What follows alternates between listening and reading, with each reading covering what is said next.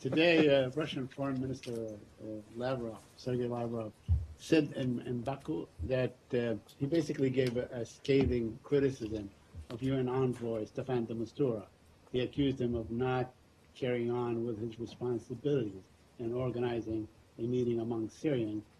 Basically, he was very critical of Mr. de Mistura's statement that he's waiting for American-Russian agreement. Do you have any comment on that? Have you seen those comments, and do you have any comment on that? I have not seen the foreign minister's comments, but so without addressing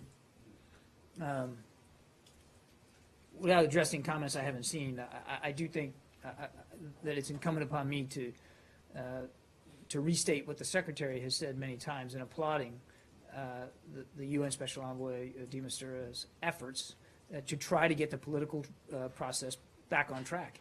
And he has tried mightily, and it has been extraordinarily difficult. And you know one of the reasons why it's been so difficult for him?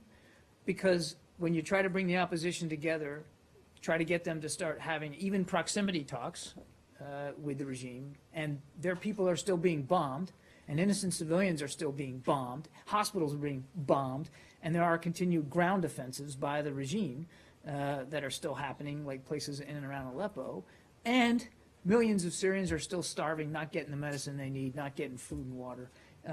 Makes it real difficult for the opposition to move forward with meaningful talks, or to believe that there's even a hope for that.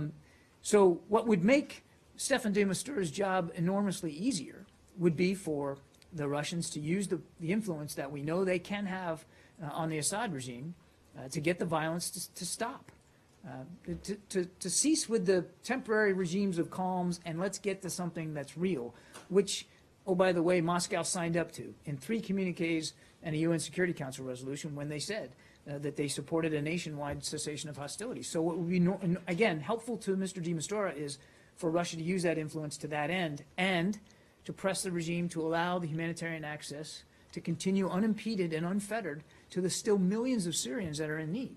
I think that would go a long way to helping the political process get back on track, and to seeing Staffan de Mistura achieve the kind of success that the Secretary believes that he still can achieve. So the two positions, the Russian and the American position, are so far apart. What is hoped to be achieved when the Secretary makes his trip to Moscow? I actually don't agree, Saeed, that our positions are far apart. I mean, we've signed up to these communiques. We've signed up to a UN Security Council resolution. Russia is a co-chair with us in the task force on cessation of hostilities. So there's near daily communication between the U.S. and Russia on what's going on the ground. And what the Secretary looks forward to talking about in Russia is how we can take that same spirit of uniformity on what we both want to see in Syria to the next level. Let's get this cessation of hostilities applied nationwide. Let's make it enduring.